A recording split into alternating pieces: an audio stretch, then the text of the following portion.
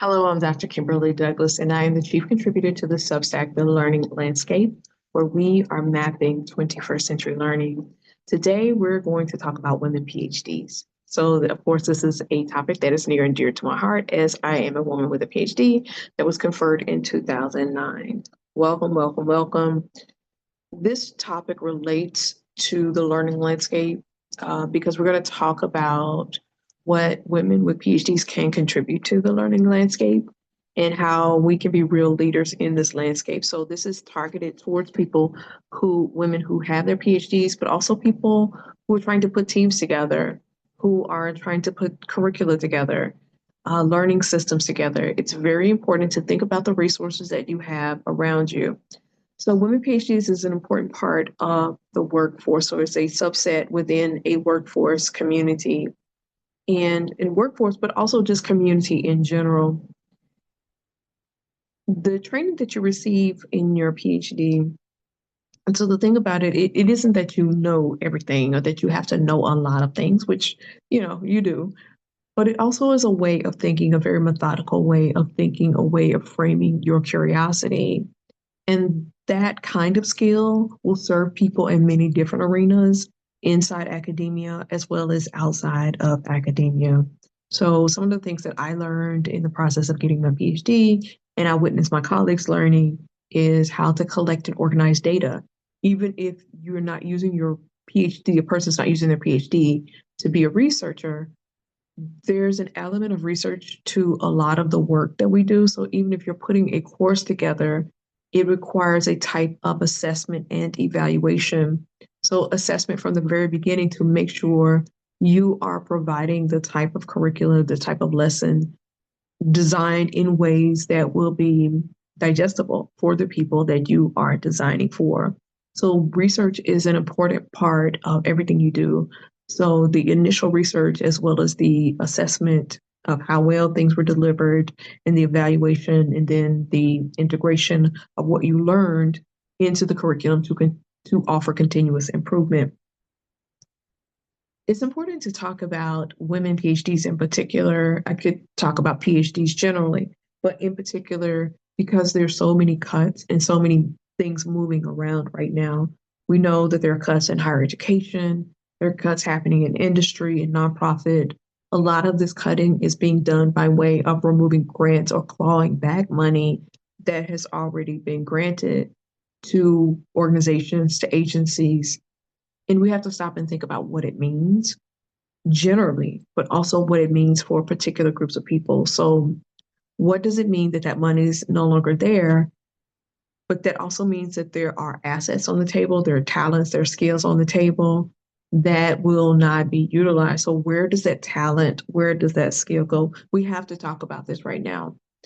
One estimate puts the number of women PhDs at about 109,000, which is and men at about 85,000. So it's like a 53%, 54%, or 54% of PhDs currently are women.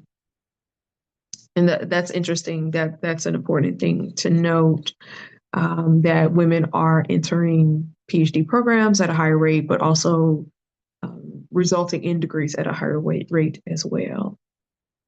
And we know that and I just want to stick that in, but going back to the cuts to higher education, to industry, to profit, we know that when there are negative policies, they have a different effect on women than they do on men. I know that from firsthand experience and also looking at the research. But even the positive policies can have a negative impact on women. So if you look at the pro-family policies, for example, and this is anecdotal experience as well as looking at the research.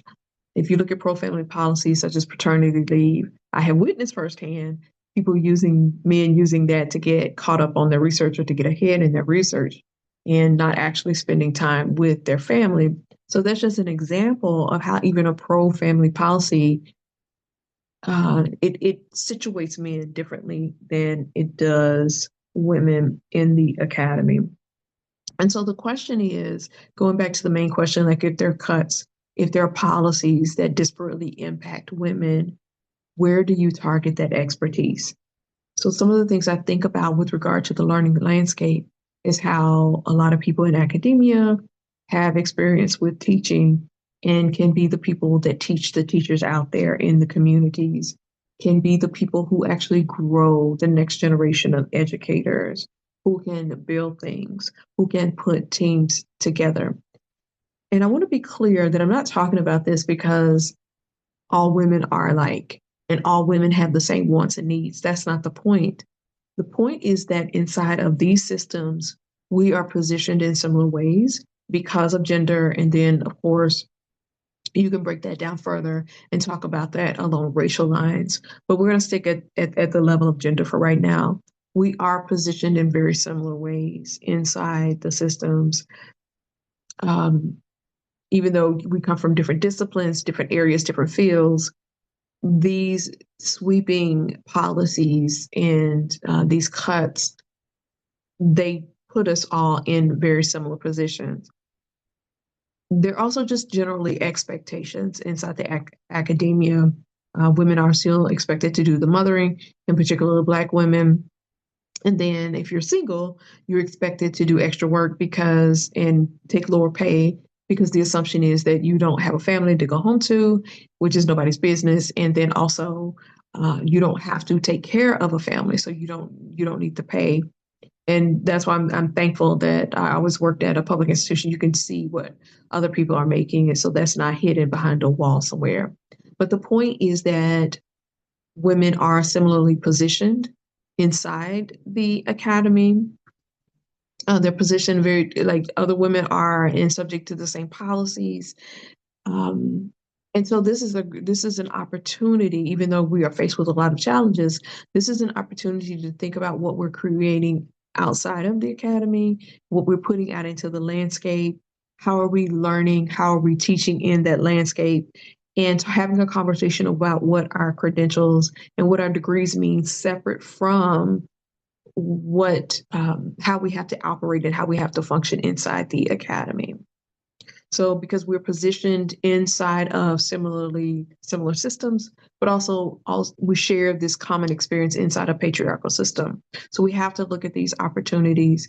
So are there opportunities to package community knowledge and folk wisdom and showing people what we have learned from being in the academy about what it means to teach, what it means to learn, how you engage students, how you engage people in conversations, what activities demonstrate that learning has actually taken place. And this is something that applies across the fields and across the disciplines. The thing about it, though, is people thinking about what they can create outside of academia. We have to keep in mind the mentality of rugged individualism inside of the academy. For the future, we are needing to create different things, opportunities for people, ways for people to join in community, to learn from each other, to do peer-to-peer learning. And that can be really difficult that can be difficult to really to put at the center of what you're doing if you come from an environment that is based on rugged individualism in the way that academia is. But we have to think about how to position for the future. And the future is communal. A future in which we survive, it is communal. And then how do you take the skills that you have, considering that you come from this rugged individualism environment, and use the tools that align with your ethics and your morals? So there are lots of AI tools that are coming out that may not align with the morals of the person who holds the PhD or who is trying to operate outside the academy. So we have to think about that as well. And so, what is your PhD? If you are the PhD, what does it mean outside the academy? What does it mean in terms of putting teams together? And this is regardless of whatever field you're in. You can be an expert. You can be a voice as far as the teaching itself, the curriculum design. You can be a voice for the assessment and the research that is needed to make this happen. You can also be a voice if there's a team of people who are putting a curriculum together. You can be the person that helps lead the accreditation. So even if you as a PhD you have not worked on you have not led accreditation inside your academic department, You probably, if you've been there a few years, in some way or another, you were part of the accreditation process. And don't overlook those skills. Even if you had to write a chapter or a section of a chapter, you were part of a larger effort to make sure that the curriculum that that department says it is delivering is actually delivering. And all of these are transferable skills that are important to the future of education inside of academia, but outside as well. And so, if you are a woman who holds a PhD, I want you to think about what your credentials, what your degree, what all these things mean inside of academia, but also outside of academia as well. If you are a person who is designing curricula, whether you hold a PhD or not, I want you to think about the expertise that is out there, the opportunities to connect with women PhDs, people who have lots of skill, lots of expertise that could be amazing for your team.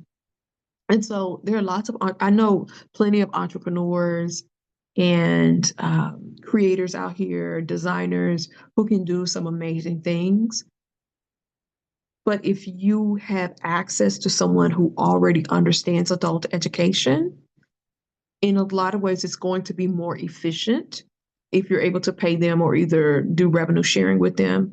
In a lot of ways, it's going to be more efficient for you to just bring that person in, just have their expertise, just have them go ahead and lay out a framework that you can then take the information you have, the data you've collected through your operations, and put that within their framework. So those skills, that expertise is out there and available for you. We have to think about this whole thing in a very different way. Yes, it's important to think about what your skills, back to talking to women who are hold PhDs, think about your skills within the institution, but your skills are separate from that institution. Those skills do not belong 24/7 to the institution. So I encourage you to think about how your skills and your expertise are tied to something greater, how your skills and expertise exist within the learning landscape. I encourage you to go back through previous posts that I've made, and I have written posts, essay form, as well as audio podcast versions, as well as list of trends.